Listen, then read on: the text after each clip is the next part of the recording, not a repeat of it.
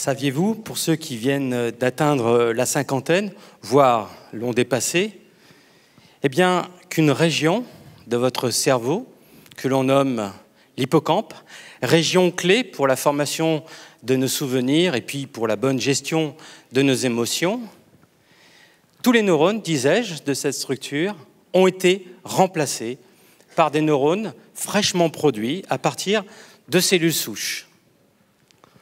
Alors, on va voir ensemble que si nous avons tous ce potentiel, évidemment, il va falloir le travailler. Il y a quelques conditions qu'il faut respecter pour que cette fontaine de jouvence puisse s'exprimer.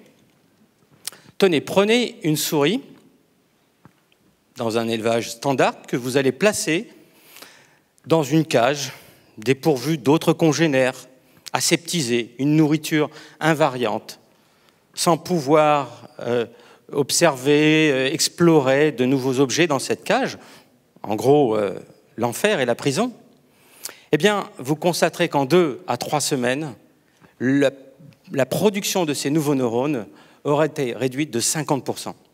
Et puis, si cette malheureuse souris, vous allez la stresser un tout petit peu, eh bien, vous verrez que cette production disparaîtra totalement. À l'inverse, prenez la même souris que vous allez placer dans un univers enrichi, stimulé. Alors, vous allez lui placer des objets au quotidien, nouveaux, des congénères avec qui elle pourra communiquer, une nourriture riche, et puis un peu d'exercice physique. Il va falloir lui placer une petite roue sur laquelle elle va s'entraîner.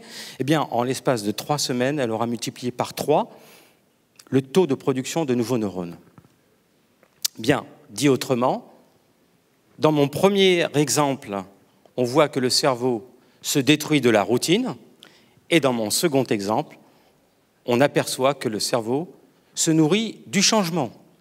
Et ceci est vrai parce que nous hébergeons dans notre cerveau une espèce de pouponnière, une niche dans laquelle sont abritées des cellules souches, alors les mêmes qui ont permis de construire ce cerveau à l'âge embryonnaire et que nous avons finalement emmené avec nous. Donc c'est la passerelle qui nous ramène à l'état embryonnaire et que nous avons emmené avec nous et qui nous permettent aujourd'hui de produire des nouveaux neurones. À l'instant où je vous parle, je vois des nouveaux neurones jaillir dans votre cerveau.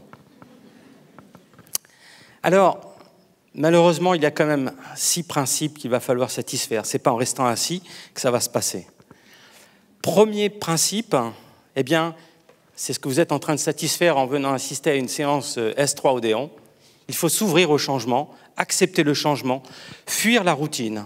Vous savez, Socrate nous dit, la sagesse commence avec l'émerveillement. En fait, c'est l'émerveillement d'apprendre, d'avoir appris et de comprendre.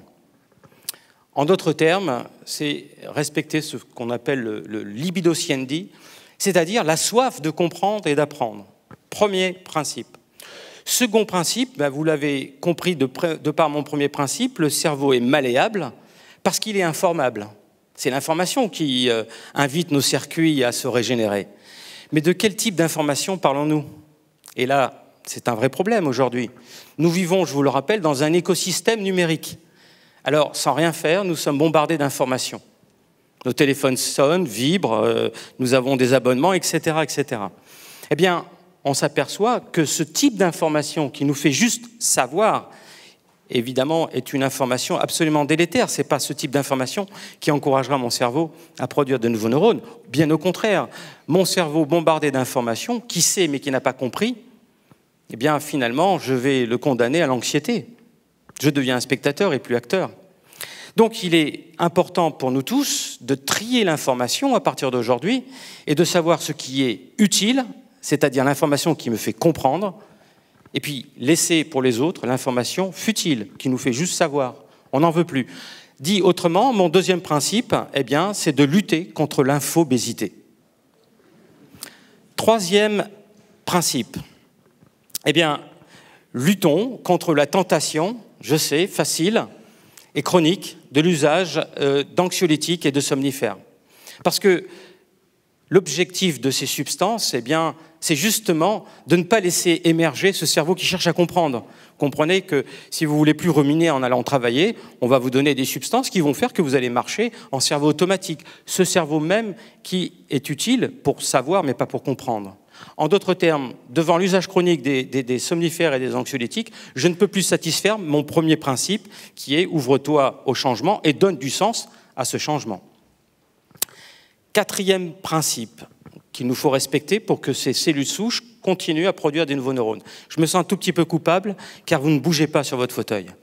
Et là, je fais appel en fait à la sédentarité. Il nous faut lutter contre la sédentarité parce que la science nous dit qu'en cas d'activité physique, les muscles produisent des substances chimiques qu'on appelle des facteurs trophiques qui, par voie sanguine, viendront agir sur le cerveau et particulièrement sur la niche, la pouponnière, la fontaine de jouvence, et inciter cette pouponnière à produire plus de nouveaux neurones. Il existe donc une corrélation directe entre l'activité musculaire et la production de nouveaux neurones. Pensez-y, en rentrant ce soir à la maison, choisissez peut-être la marche plutôt que le métro. Cinquième principe, prenons acte que notre cerveau est une véritable chambre d'écho de l'autre. C'est-à-dire qu'il y a des parties dans votre cerveau que nous ne pouvons pas contrôler. C'est le fait d'être exposé à autrui, l'alter ego, que ces parties vont être engagées. C'est ce qu'on appelle globalement le cerveau social. Dit autrement, plus vous allez cultiver votre altérité et plus vous allez soigner votre cerveau, car il sera enclin à produire plus de nouveaux neurones. Sixième principe qu'il nous faut respecter, eh bien, très récemment, les neurosciences associées avec la microbiologie nous disent qu'il y a en fait une flore intestinale qui communique en permanence avec notre cerveau. Alors, en fonction de votre régime alimentaire, si vous prenez des fibres et puis un régime varié, eh bien vous allez donc inciter une prolifération de certaines espèces bactériennes qui vont justement concourir à cette prolifération de neurones. À l'inverse, malheureusement, si votre nourriture devient peu variée, riche en sucre, riche en graisse, vous allez favoriser donc la prolifération d'espèces bactériennes qui sont au contraire de véritables verrous et qui ne permettront plus à ces cellules souches de produire de nouveaux neurones, quel que soit votre âge, durant votre vie. Donc, voici les 6 principes énoncés. Maintenant, il convient à vous de pouvoir utiliser ce potentiel pour que fleurissent en permanence des nouveaux neurones. Évidemment, dès lors que l'on parle de cellules souches et d'une neurogénèse, une production de neurones au cours de notre vie, cela probablement résonne en vous ces fameux mythes qui ont accompagné la civilisation. Vous savez, depuis la naissance de la civilisation, au moment de l'invention de l'écriture, chez le peuple sumérien, vous connaissez la fameuse épopée de Gilgamesh, voire plus proche de nous, le fameux Faust de Goethe, qui sont en fait des espèces de paraboles sur la souffrance de l'humanité qui voient une rédemption au travers de l'éternité.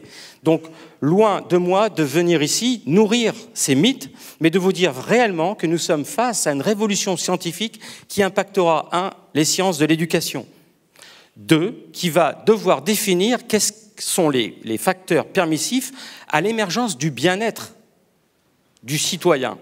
Et enfin, ce sont des révolutions scientifiques qui nous encouragent à revoir, à revisiter les stratégies thérapeutiques, aussi bien dans le domaine clinique de la neurologie que du domaine de la santé mentale, la psychiatrie et essentiellement les troubles de l'humeur.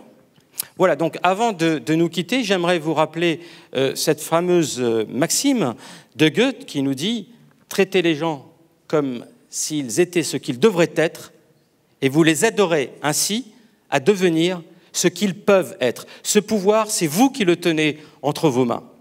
Merci beaucoup pour votre écoute et je tiens à vous dire que par ces échanges, eh bien, moi en tout cas, j'ai pu produire de nouveaux neurones. Merci beaucoup.